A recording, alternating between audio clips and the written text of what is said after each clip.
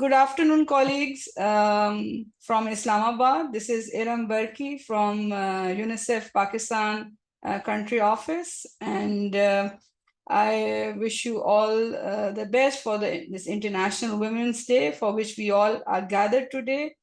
The theme for this year, as you all know, is Digit All, and my presentation from the country office will be focusing on that aspect, and then I will walk you through in terms of where we are in terms of the digital landscape in Pakistan and how it affects women and girls' participation within it. So Pakistan, as you know, is one of the largest country in South Asia, with a 220 plus million population. And in terms of the Inclusive Internet Index, we are ranked 90th out of 120 countries, which is one of the lowest ranking in South Asia. In terms of gender gap, also for internet access and for the mobile phone access, you can see Pakistan is ranked quite low. According to the GSMA, which is the Global System for Mobile Association, around only 37% Pakistani men have access to mobile internet compared to only 19%. So that shows you even for men, internet access and access to mobile data is limited, but it is even worse for women. And then in 2018, the government drafted a digital Pakistan policy. And for the first time, we see there's an e-inclusion plan for female participation and specific ICT for girls programming, which is a positive sign. However, this government still does not have a policy to promote, STEM for girls and women. And by STEM, I mean science, technology, engineering, and mathematics. And the other, on the flip side, we also need to see that here we are also trying to promote women's access to internet, but we really need to be very careful in how we promote it, because cyber harassment for women and the gender minority is quite rampant in Pakistan, according to the Digital Rights Foundation. And cyber harassment helplines have, reported a lot of complaints coming directly from women regarding, blackmail and extortion. So where we are promoting digital technology, promoting people to have access, we have to make it to ensure that it is safe. And I just wanted to give you a context of, where are women in terms of the economic spaces in the country. It is a big country with more than 110 million women in this country. But we want to see what kind of spaces do they hold in the economic sphere. So from this, you can see that, out of the 10 mobile owners, only 3 are female. So the access for females for mobile is again quite limited. Then also from looking at having access to microfinances, how much economic independence do women have? So that is also quite limited. So 3 out of 10 people that have access to microfinance are females. Similarly, for loans for agriculture, only 4 out of 100 people have access to loans. Although we are an agrarian economy, there are a lot of women who are involved in the agriculture sector, but you can see in terms of, again, access to cash, that's very, very still limited.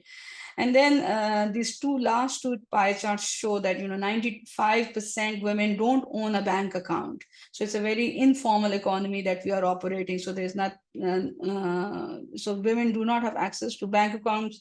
They and 96% of them don't own land, and 89% don't own a house. So that's kind of an overall picture of where are women in economic spaces. Another indicator that I wanted to share with you is NEET, and the gender gap in NEET. What is NEET? NEET is people who are not in education, nor in employment, or in training. So this is an indicator for the youth population. And from here you can see the huge gender divide that we have. So out of 100 young boys, 7 will be in NEET. Compared to that, 48 will be women. So or young girls. So that really shows that we are not harnessing the full potential of our half of the population, which are women. But all is not gloom. There are some positives that in previous decades, some improvements have been made in this regard of in the gender differentiation. When we look at the female literacy rates, they are substantially now better in the younger generation. So our young girls and young women, they have better access to education. Then the gender gap between health and education is also coming closer. If you look at the figure in the middle, which shows the economic participation, education, health, and the political empowerment between 2006 and 2021, you can see, we are coming close in bridging the gap between health and education, at least. And then also in the gender gap in electoral roles, how many women are participating in electoral process is down to 10.4%. So there is the investments that we have been making, they are showing some result. Now, this is an interesting case slide that I wanted to show, like what is the business case? Why we want to ensure that 32.5 million young women in Pakistan, if we invest on them, how it will really help us in terms of economic gains. So, if you even bring half of the 25.7 million NEET women who are not in education or in training into employment, it translates to an annual income of generation of 1.5 billion PKR, which is around the 4% of GDP. The other very interesting two statistics that I wanted to share with you was that if women are actively involved in the economic activities, and if they are employed, they invest 90% of their income that they're earning back into their families, compared to what men would do, which is around 30 to 40%. So women really do give back to the society, and they spend most of their income on their families, on their children, and they reinvest back into it. And then, if women are empowered, they can make the choices around family planning and reproductive health. And the government also saves a lot of money that will go in health, housing, water, as women will have a better control on their body and on their choices of pregnancies as well. So it really makes sense that as Pakistan, we really need to prioritize women and get them into economic activity, as compared to men.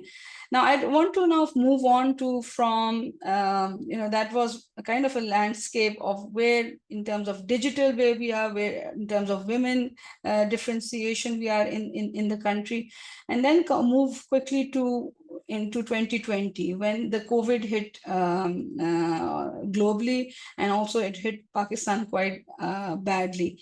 And that was the time that, and I come from an education background, so now I will be focusing on how we were able to leverage technology for millions of children in Pakistan, and then how it supported girls' education. So Pakistan was among of the first countries in the world to have a widespread school closure as a result of COVID-19. We closed the schools, and it led to a 51 and more than 51 weeks of learning was lost, and 46 million children suddenly lost access to education. And then if in Pakistan, we are facing this huge issue of out-of-school children. Already we are saying we have the highest number of out-of-school children in Pakistan, which is around 22.8 million. And majority of these 22.8 million children are adolescent girls. So, suddenly the COVID, hit the children who were going to school, and then also adversely affected all the non-formal activities that we were doing. So it really forced us to see, okay, what can we do?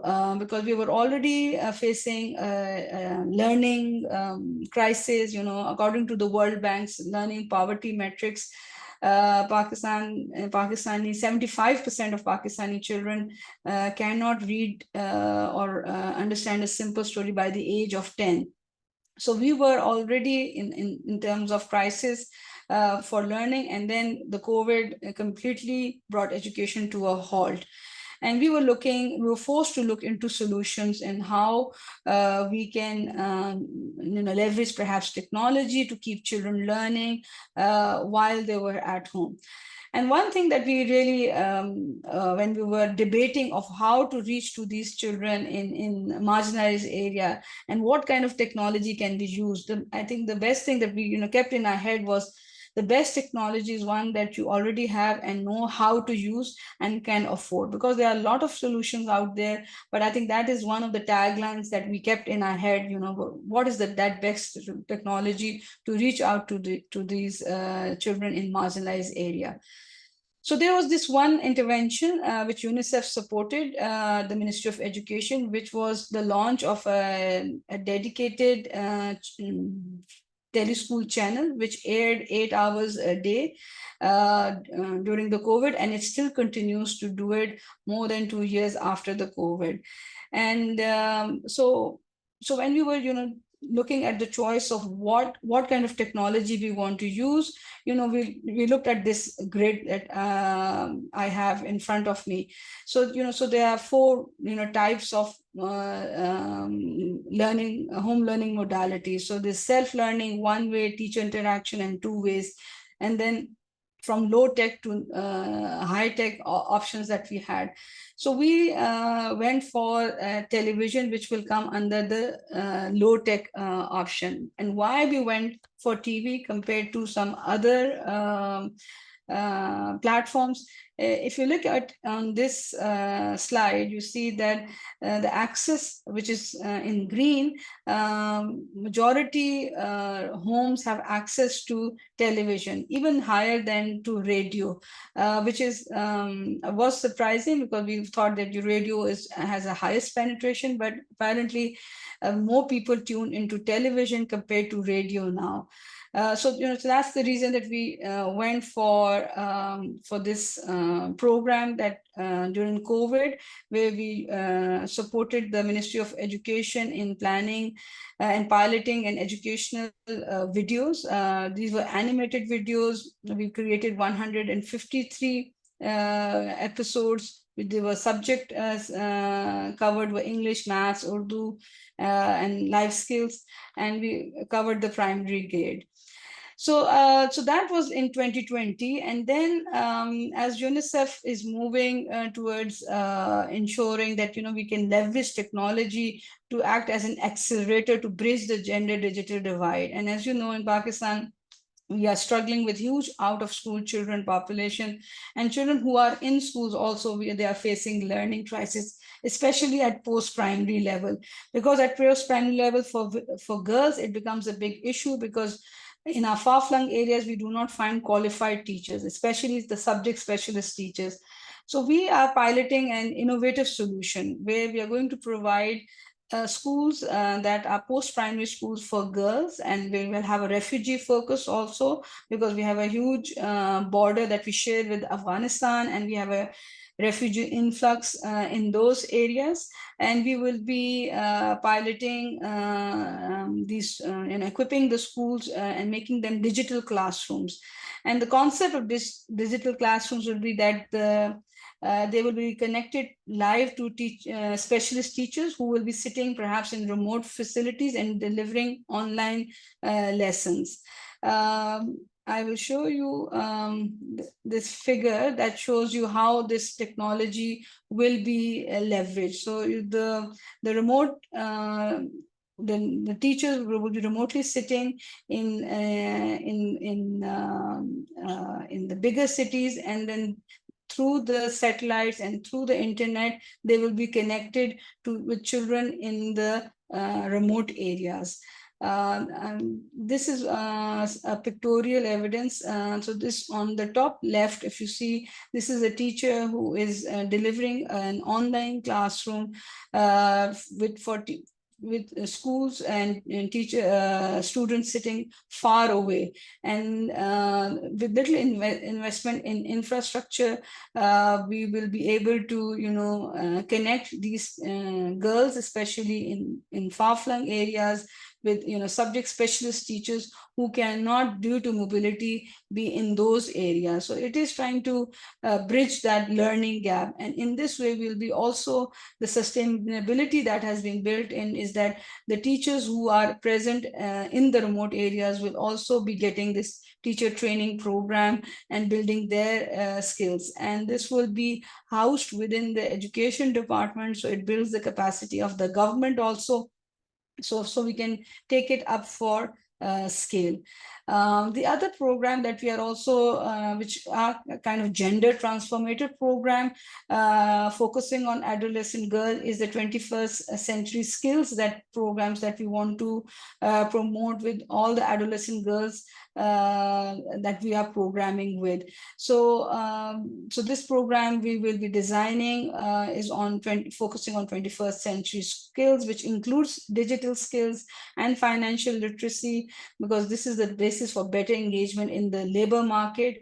And we will be, it works on a peer-to-peer model, where these young children and adolescent girls will be coming together, they will be networking, and there will be community action opportunities to empower these girls and women to engage and lead in advocacy and communication actions. And in terms of digital, we are also partnering with one of our sister agency, UNHCR, who is going to provide us more than 11,000 tablets as an in-kind donation for this program for the girls' digital education intervention. So this is the focus for the upcoming few years, where we are going to see how we can leverage technology to address some of these problems and issues that we have facing our young adolescent girls. And I'll stop here, and thank you for your listening, and all the best for your rest of the program. Thank you.